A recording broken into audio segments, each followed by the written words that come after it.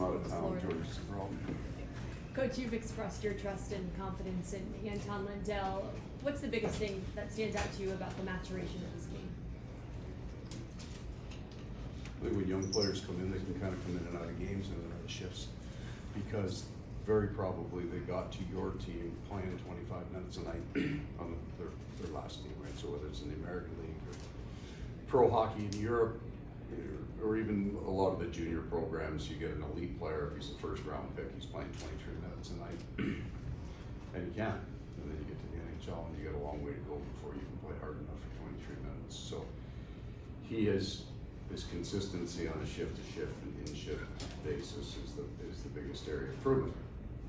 Part of that is experience, just processing stuff.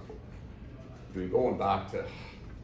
I mean, straight through last year, straight through this year, we lose on a fairly regular basis. We lose Barkov and we lose Bennett. And Lundell's always been the guy who gets that call, and he's been good.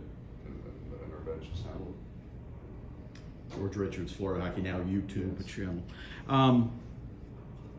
Real quick, Lomberg, still sick. I assume he wasn't out there today. Didn't skate today.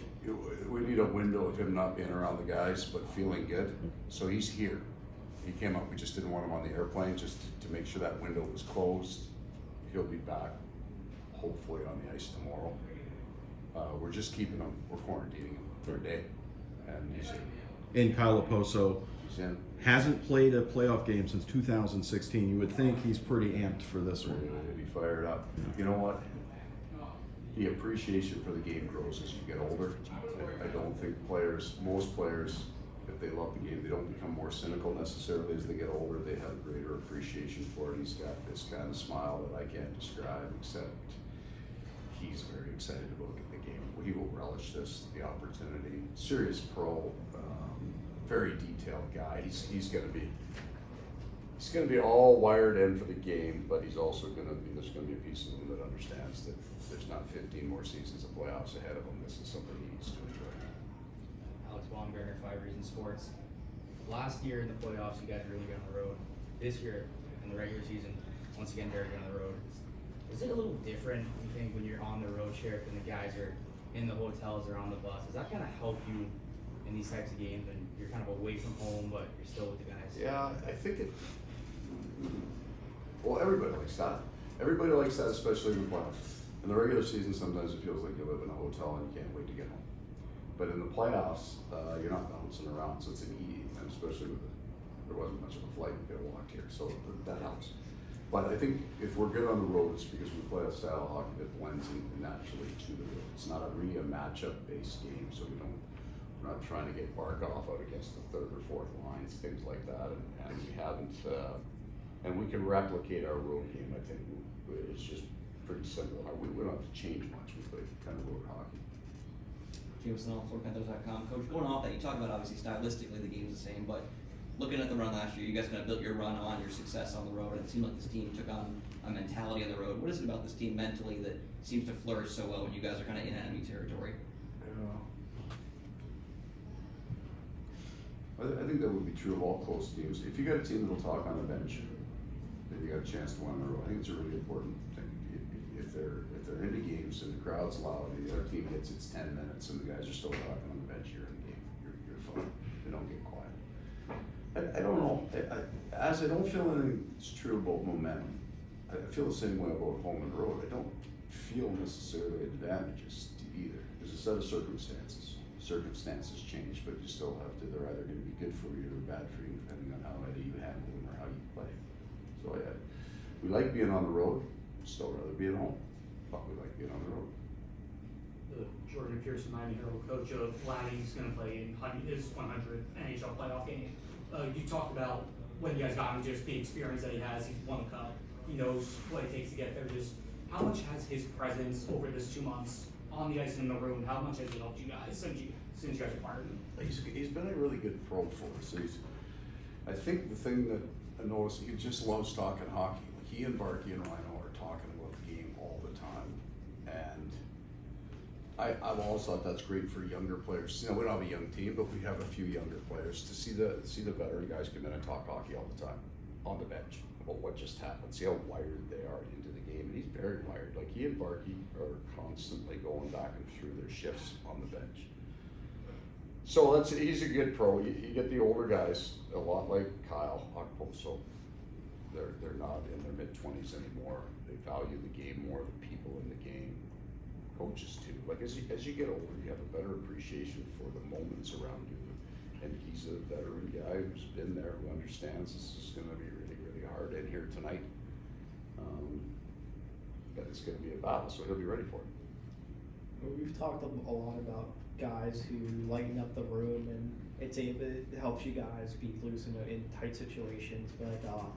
But when asking about guys like that, Brandon Montour's name always seems to pop up. I mean, what kind of personality does he have, and how special is it? Well, he's a critical piece to the fabric of our team. Except he's a free agent, so he's got a bad attitude. He's funny. He's just funny. And he's got a relationship with 2 or 3 other guys in the room, and they're chirping each other all the time, and it's just funny. And they do it. And maybe they do it as a way of prepping for games, coping for the intensity of what's going to come. But it's just funny, and you have to laugh. And it loosens up the room, and that's a good thing. If you have confidence in how hard you're going to work and how hard your team's going to work, then the best thing then after that is you can relax in the moments in between and enjoy the hell out of it. He's just funny. And he's usually in the middle of it. So Ekblad, did you guys see Ekblad go down in the wide turn, the morning skate? That was pretty funny. But Montour enjoyed it more than anybody because he was looking at it from the other end of the ice, and then he has to come in and critique the fall. He said, I knew it right when you turned, your strides were too wide, and then he started, so he brings this, he's got some phenomenal chirps, and the timing of them, they're outstanding. So, he's good. Coach Bob Bennett. Yes, sir. Looking at that, obviously, Bob, Bassey, both on top of their game here through 2 games. Does it change kind of the feel of the series when you get into it and you kind of know it's one of those goaltending series, 2 Hall of Famers on top of their game kind of trading big saves back and forth? Yeah, I think that's the secret of this series.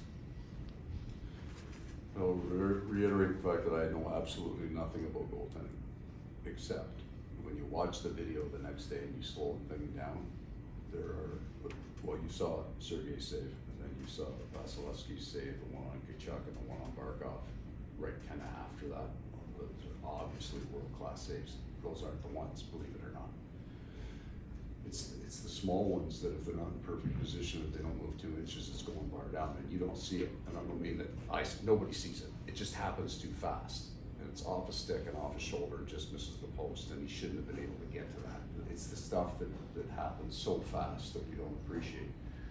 And then there's other things, like both teams are playing pretty darn hard defensively. When you look at the analytics on game 1, there wasn't much offense there. So, well, Sergei, a perfect example is game 1 first period, and then game 2 with long stretch without a shot on goal, and then 3 and 1 of them's in the back of the net, and they're all real, right? So he has to be able to, and it's true for Vasilevsky as well. There's stretches of the game where you're not getting anything, but then it's going to be Barkov or it's going to be Kucherov, right? Or Point, right? Or Kachuk. It's going to be a guy who can score over Hay. I think I've got an incredible appreciation for what the 2 goalies have done, but it's not on the big saves, because we've seen these guys make those. It's all the small pro areas that are just really impressive. Thank you. Thanks. Thank you.